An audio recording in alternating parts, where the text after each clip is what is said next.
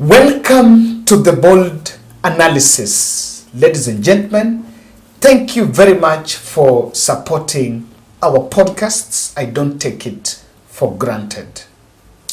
The tree planting buzz that was staged on 13th November, yesterday, elicited reaction in the social spaces, and Kenyans were asking questions that they could not find answers. So in this podcast, I want to dive deep and look at beyond the headline. What exactly are we not being told? Watch this to the end. Look at this poster you're seeing in the screen.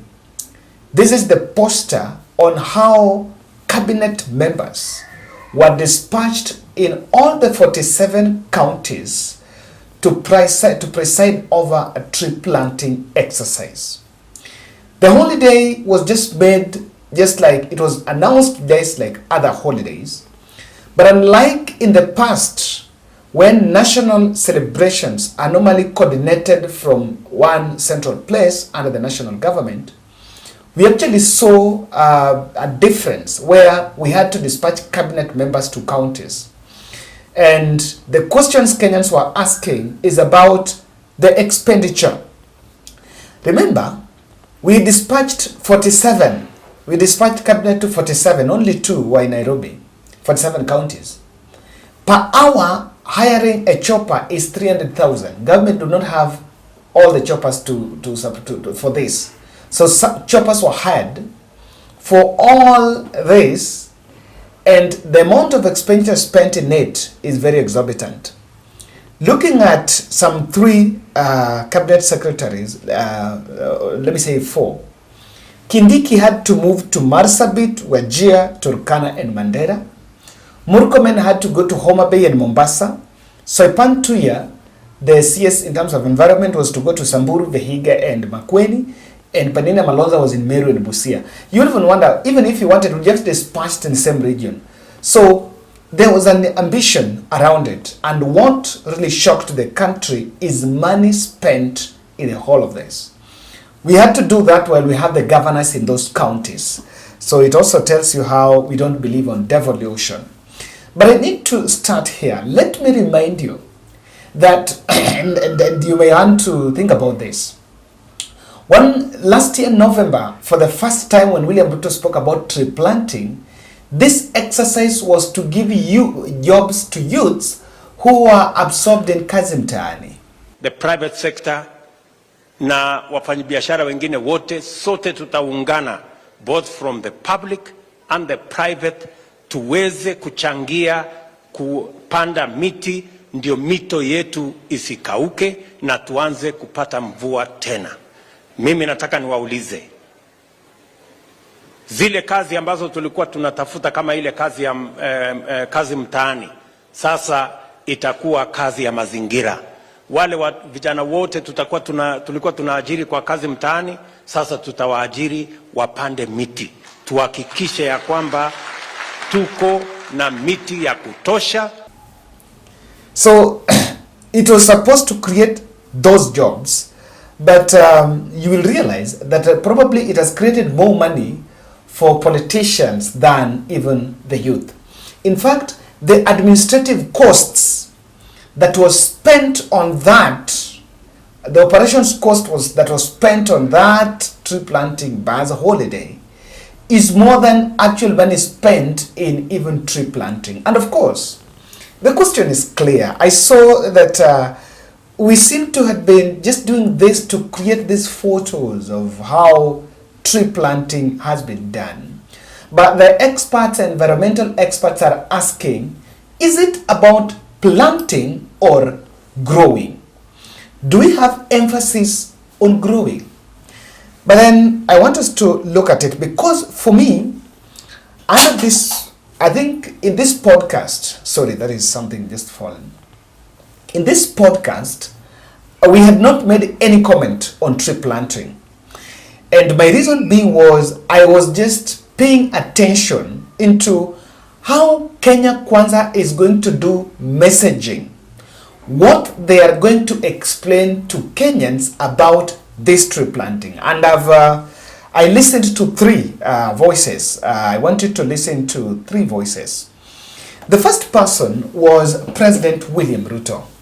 And according to William Ruto, this is why we were planting trees. Kabla hatujajipanga na vile tutakuwa na chakula ya kutosha, lazima tujipange kulinda mazingira, ndio mvua ipatikane, maji ipatikane, ndio tuweze kuzalisha chakula.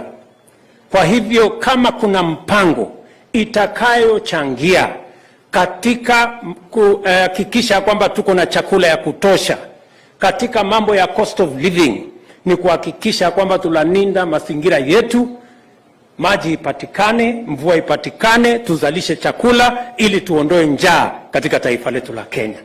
Kwa hivyo jukumu tunafanya leo, hii kazi tunafanya leo ya kitaifa, ni kati ya mikakati ya kuhakikisha ya kwamba tunapunguza gharama ya maisha, kwa kuhakikisha kwamba kuna mvua na maji, tuzalishe chakula ya kutosha, ndio tuhakikisha kwamba Kenya iko na chakula. So that is the primary essence of what we are doing. Na sote tumekubaliana ya kwamba miti bilioni 15 tutapanda.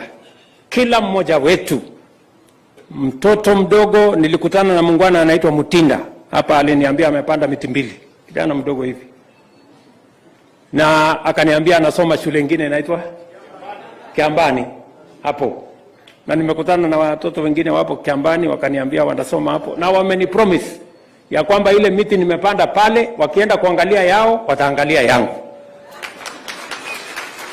So kwa sababu hiyo sasa hao wanafunzi wamenifanyia hiyo kazi, wewe bwana mjumbe, nitakusaidia shilingi milioni 5 ya hiyo shule.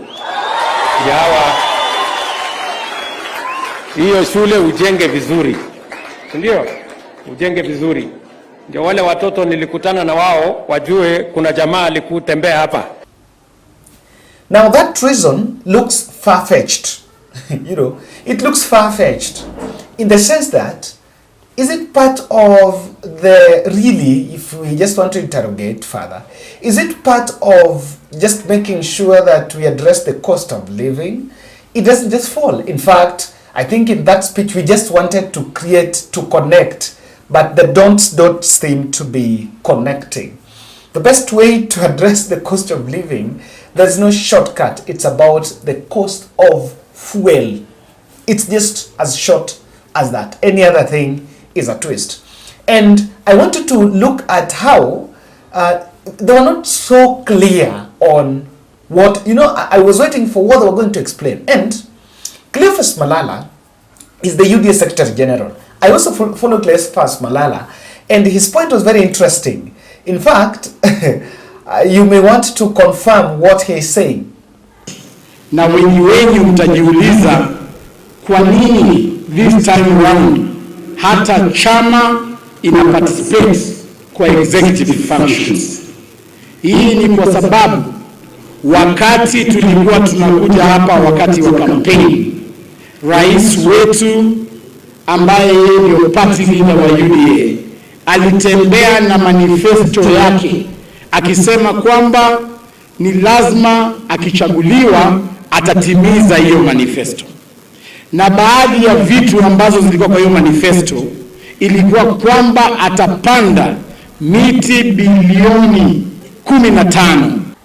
Can you explain to us, someone with, if you get hold of UDA manifesto, surely during that presidential debate, when William Ruto was campaigning, did we ever hear about anything like tree planting? Honestly. So look at that contradiction. The other end, Ruto is saying we are planting for the cost of living. We want to manage the environment and that. Okay. On this one, we are being told it's part of the UDA manifesto. And in fact, the reason why Malala is saying that's to defend the reason why cabinet has been dispatched in the whole country. Because questions were asked. In fact, it's not cabinet, it's state officers. Even there are some governors that were facilitated to go and do this. So, this, and remember this tree planting, even Raila was doing it somewhere in Nyanza. And if you want to know, it was something very serious. Now, But these are two reasons. You've gotten what William Ruto is saying, what Balali is saying. I want you to listen to what Kuria is saying. Because if you want to know, according to me, the reason why we were actually planting, we stayed. I don't see it, the ambition was planting trees, as far as, planting trees. But we needed to create the buzz on tree planting exercise. And Moses Kuria is giving us the real picture. As we say that, even as we do our duty and we do what we must do, we must also not forget that we are part of a global community. And we are going to do our part to plant trees, to conserve the environment, and to actually mitigate the effects of climate change. But we also must ask difficult questions. Africa contributes 22% of the land mass in the world. 14% of the global population is in Africa. Yet only 2% of GDP is found in Africa. 1% of the carbon emissions in the world is what Africa contributes. And Africa receives only 1% in terms of green investment or climate investment. And therein lies some unfairness. So, President William Samoei Ruto, as the chair of the African Climate Change Heads of State and Government, which we call CAHOST, recently hosted the Africa Climate Summit, bringing together the entire world to make a commitment that we must do something to mitigate the effects of climate change. But also, he has lent us his voice to achieve a fairer global system of climate justice. So, we recently held COP27, not COP27. Of course, we had COP27 in Egypt. Then in Kenya, we had the African Climate Summit. And the inaugural African Climate Summit that was held in Nairobi had some resolutions. And that summit in September, that was held in September, first week of September, was in preparation for COP28 that is supposed to be held in Dubai. Now, this, all this, there is something he has mentioned there about carbon credits. So someone may need to understand what is carbon credits. Carbon credits is also known as carbon offsets. These are permits that allow owner to emit a certain amount of carbon dioxide or other greenhouse gases. One credit permits the emission of 1 ton of carbon dioxide or the equivalent in other greenhouse gases. So these carbon credits, credits that it's sort of some permission that would allow a company to emit, some amount of carbon dioxide. So if you have more, you can sell. What I am yet to understand, and I want an expert on this to explain to us, is if we get more carbon credits, because, probably if you plant trees and we've managed our environment in terms of manage environmental degradation, then we might get more carbon credits. So if we get carbon credits, we will sell these credits to some company. We'll sell these credits. Or are we going to benefit? How are we going to benefit?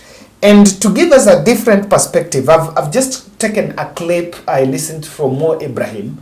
He spoke about this matter during the climate summit. I wanted to get to that, but before I play for you that soundbite, there's this information here. Negotiators at the Glasgow COP26 that was held in November, Climate Change Summit in November 2021, agreed to create a global carbon credit offset trading market. Maybe this is where we are planting trees, but I wanted to get this from Mo Ibrahim. I think he made some eye-opening statement on this. We are just like dodging all that to talk about how we can get more money for climate finance. Just tax carbon. Use the market. You guys in the rich countries taught us about, you invented capitalism, invented market. Why aren't you applying market forces to carbon? Why? And that is the question, because the problem now is that people make promises. Oh, you know, those poor guys in Africa and somewhere else, they have a problem there. Okay, well, we are kind people, you know. We're going to offer them some money. How about $100 billion for climate fight? But then, actually, things are tight. Sorry, we cannot make it this year.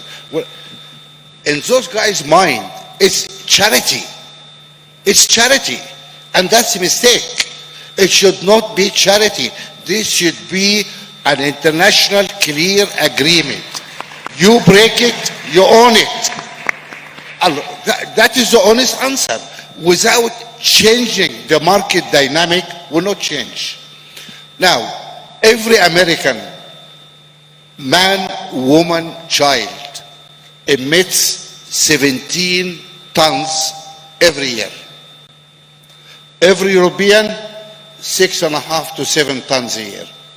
China, same. Now, the question here, excuse me, who gave you the right to use all this amount of carbon?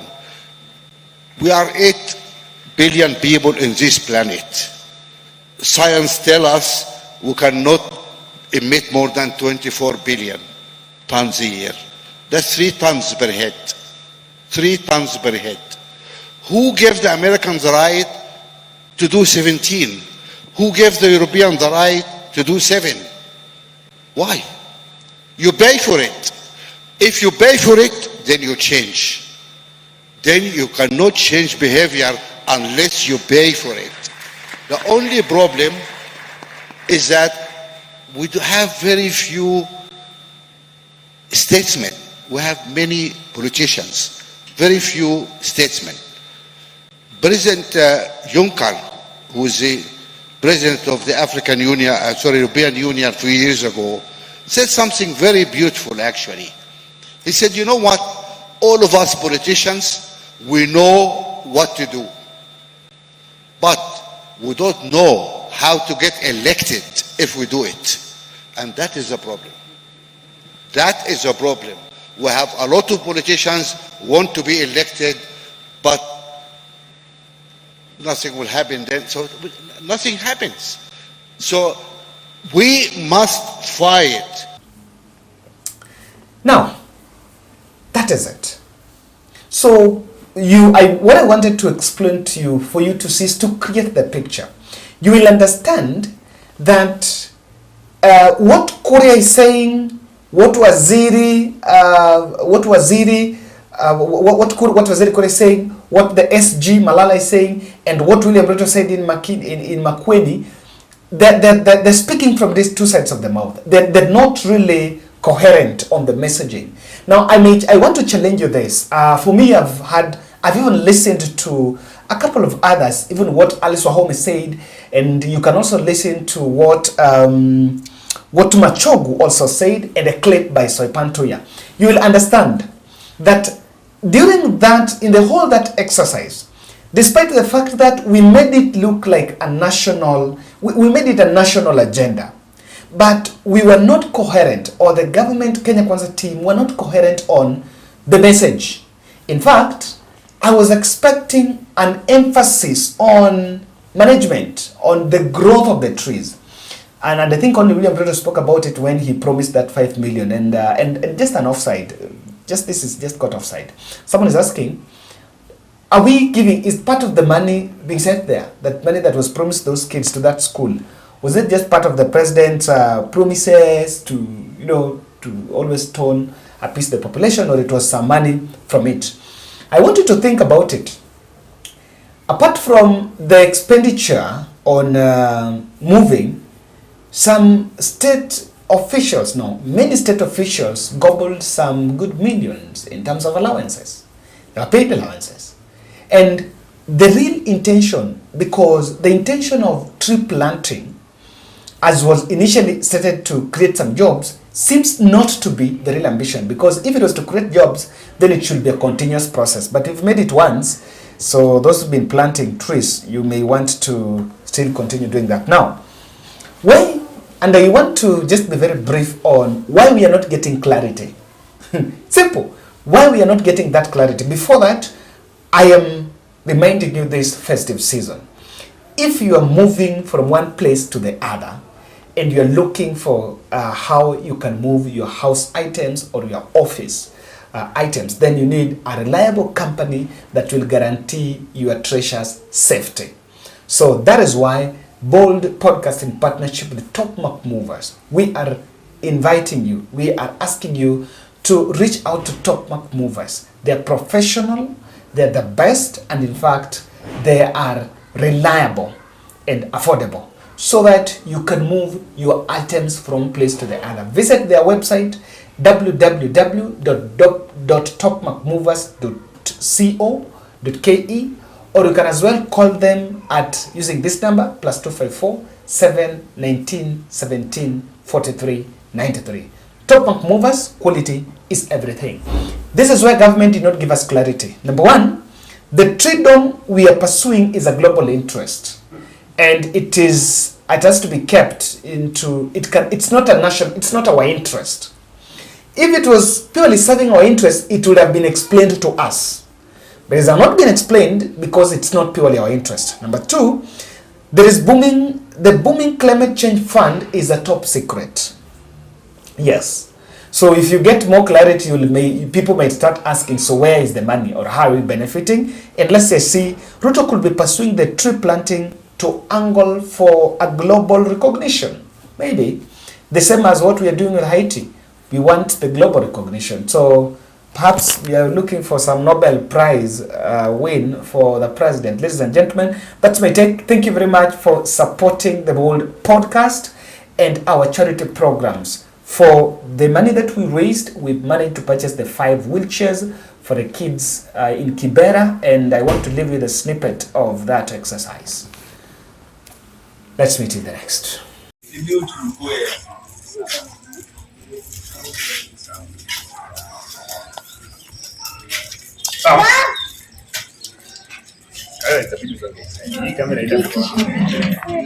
Hii sasa unajua ni picture.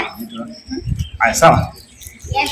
Hi guys, so we're here as we had promised that we were coming to this other side of Kibera to deliver the wheelchairs. So because of the other residential training that the mothers of the kids had, we had to reschedule to this Sunday, and we've come here to Mekuja. We've brought the 5 wheelchairs that we had earlier stated. Even though we've not, wazazi wengine hawakumake, we manage around 3, yeah? Yeah. To manage 3, others are absent, but we've had the 3 that wako hapa, but the other wheelchairs we have, so tuna believe kwamba the team itawapatia wataweza kupewa the wheelchairs. Now I want to not introduce, but I want to give each parent atasema something a minute, but before them I need to introduce these 2 ladies around me. I know you're seeing them we've seen them for the second time. So Kawira is normally our admin. Sasa tukishafanya, she's the person that an engine behind all this, and we also have else on this end. So Kawira, itabidi uongee na watu alafu tuwapatie. Okay, so for me, I'm just going to say thank you for the people who came through. As you can see, we were able to get the 5 wheelchairs, and thank you so much for watu wenye waliweza pia come through for us, mkatupea the funds. We really appreciate, and also for the management, we just want to believe that wenye wajamii kukuja pia watapewa zenye zimepatikana. I think that's all for me. Thank you very much.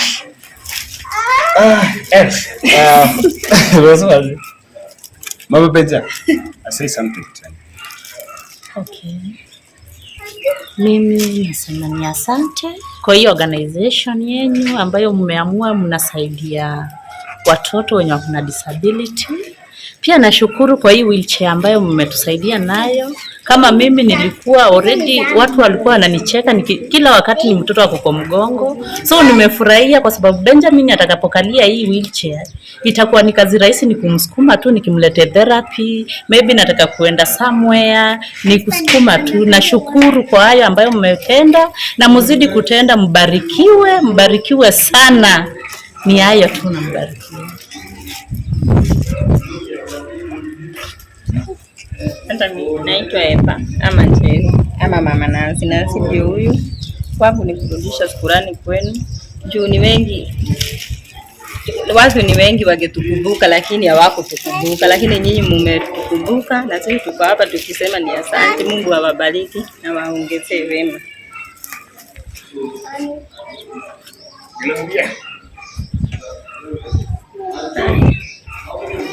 Na mimi naitwa Sara Kemto, Mama Gloria. Gloria ndio huyu already amekalia wheelchair. Na mimi nashukuru Mungu kwa sababu yenu. Mungu amewatumia, mmekuja kutusaidia. Ndio watoto kama Gloria ni mkubwa, kumbeba kwa mgongo ni shida. Nashukuru Mungu, Gloria amepata wheelchair, ataendea shule Januari. Wacha Mungu awabariki. Mali hiyo pesa imetoka na Mungu airudishe. Mbarikiwe sana na Mungu awaongezee. Nimeshukuru. Thank you. Yes, so yes, on behalf of this amazing team, asanteni sana. I'm just short of words. We mentioned that intervention ya disability, we will try to still upscale.